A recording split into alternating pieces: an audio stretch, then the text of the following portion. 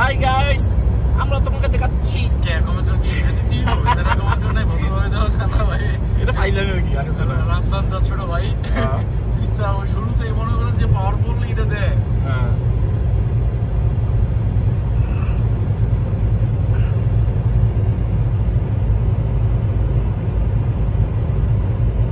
ঠিক আছে ভাই। আমার মনে N12 তো এটা যেমন কথা আমাদের N10 দেখাচ্ছে। N10 এটা আরো পরে 2.5 কিলোমিটার।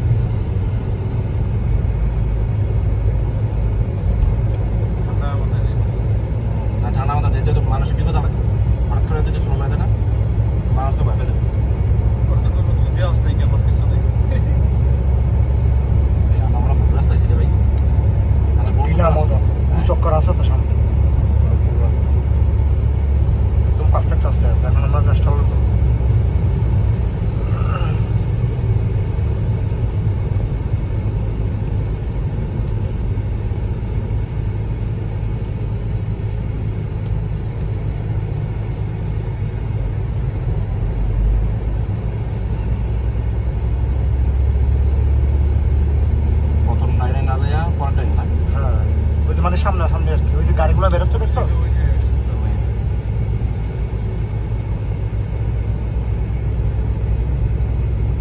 ওই বেদ দেখলে বোঝা যায়। হ্যাঁ ভাই, একটা আইডিয়া হয়ে যায়। দেখেন আপনি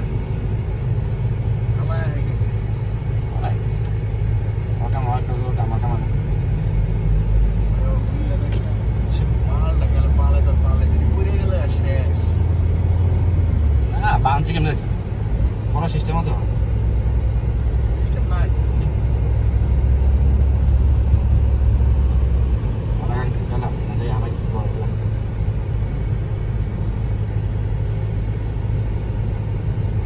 আমার মনে এলাকার ভিতরে গেছে।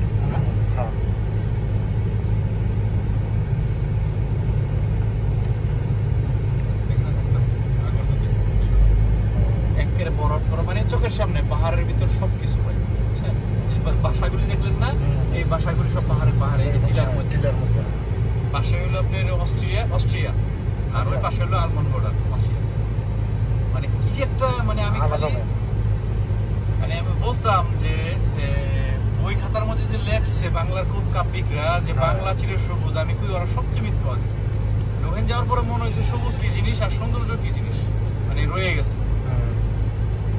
এত সুন্দর লাগছে, আর পানিগুলি স্বচ্ছ, বড় ঝর্ণার পানিগুলি আইতেছে ভাই, মানে একটা এক্সট্রিম একটা ব্যাপার।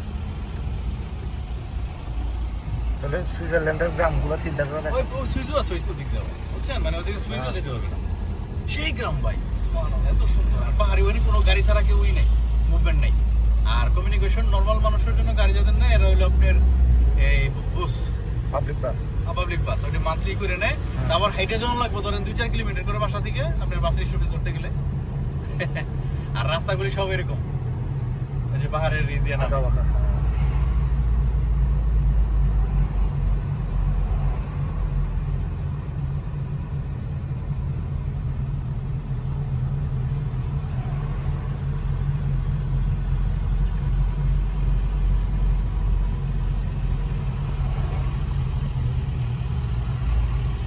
এতক্ষণ ভালো হইলাম, কিন্তু প্যারিস থেকেও খারাপ। আছে কিছু পয়েন্ট আছে যেগুলি বাইরে মুখ পর্যন্ত মনে আছে নোয়াজিল সেকের হেয়ার বাসা থেকে বেরোনোর পরে। তাও তো ওদিকে চলা গেছে 30-এর উপরে গেছে, কিন্তু তো আপনার 10ও চলে না।